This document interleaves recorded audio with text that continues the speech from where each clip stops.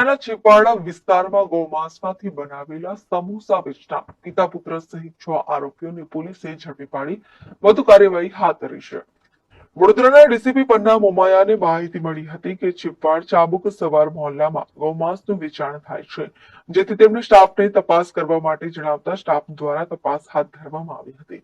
ત્યારે પ્રાણીન ફાઉન્ડેશનના સંસ્થાપક નેહા પટેલ ગૌરક્ષા સમિતિએ પણ પોલીસ સાથે તપાસ કરી હતી. મકાનમાંથી મોહમ્મદ યુસુફ શેખ મળી આવ્યો હતો. તેના મકાનમાંથી નોનવેજનો 32,600 નો કુલ 326 કિલો જથ્થો મળી આવ્યો હતો.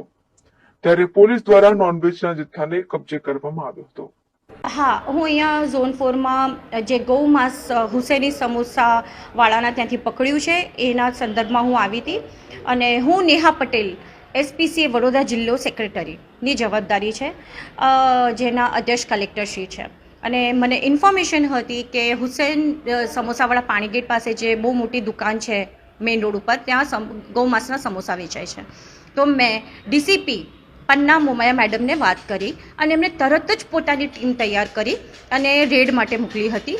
અને જેમાં એલસીબી પીએસઆઈ શ્રી બારિયા સાહેબ અને એમના તમામ સ્ટાફ હતો અને ડીપ ફ્રીઝર હતું, ક્રશર હતું, સમોસા પડ્યા હતા, એ બધું જપ્ત કર્યું સાહેબે અને એફએસએલ માટે મોકલી આપ્યું હતું, જેનો રિપોર્ટ પોઝિટિવ આવ્યો છે. ગૌ માંસ છે. 6 લોકોની અટકાયત કરવામાં આવી છે અને એમાં મેઇન છે મોહમ્મદ યુસુફ અને એનો છોકરો નઈમ. અને બહુ મોટા પ્રમાણમાં ગૌ માંસનું વેચાણ બહુ ચાલતું હતું બહુ જ સમયથી, અને આ મોટું સામ્રાજ્ય ઊભું કર્યું હતું ગૌ માંસના મોટા મોટા ઘર ને બધું દુકાનો, જેથી આ તંત્રને પણ આંખ ખોલવા જેવું છે કે ખુલ્લેઆમ ગૌ માંસના સમોસા વેચતા હતા. કેટલા લોકોનું ધર્મ ભ્રષ્ટ કર્યો છે આને, તો કડક પગલાં લેવા જોઈએ ને આ દુકાન ને આ ઘર સીઝ થવું જોઈએ ને. ઇલીગલ પૈસો છે, 2 નંબરનો પૈસો છે ગૌ માંસનો. બહુ સમયથી થતા હતા, આ લોકો બહુ કરતા હતા.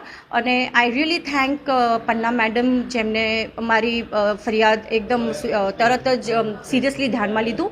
અને આઈ થેન્ક ગૌરક્ષા સમિતિના કાર્યકરો જે લોકો આ રેડમાં હતા અમારી સાથે, અને તમામ પોલીસ સ્ટાફનો ખૂબ ખૂબ ધન્યવાદ, બરોડા પોલીસનો, ગુજરાત પોલીસ.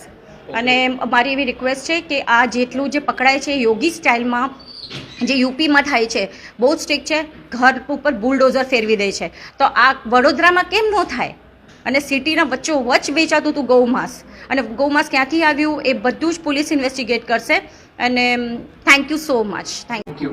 પોલીસે એફએસએલ અધિકારી પાસે તપાસ કરાવતા ગૌમાંસનો જથ્થો હોવાનું જણાઈ આવતા કાયદેસરની કાર્યવાહી કરવામાં આવી છે. પોલીસે પિતા મોહમ્મદ યુસુફ, તેના પુત્ર મોહમ્મદ નઈમ તથા 4 કારીગરો મોહમ્મદ હનીફ ગનીભાઈ ભઠિયારા, દિલાવર ખાન પઠાણ, મોઇન હબદાલ તથા મોબીન શેખને ઝડપી પાડ્યો હતો. ગૌમાંસનો જથ્થો ક્યાંથી અને કોની પાસેથી લાવ્યા હતા? કેટલાક સમયથી આ રીતે ગૌમાંસના સમોસા બનાવીને વેચાણ કરવામાં આવે છે, તે અંગે પોલીસે તપાસ હાથ ધરી છે.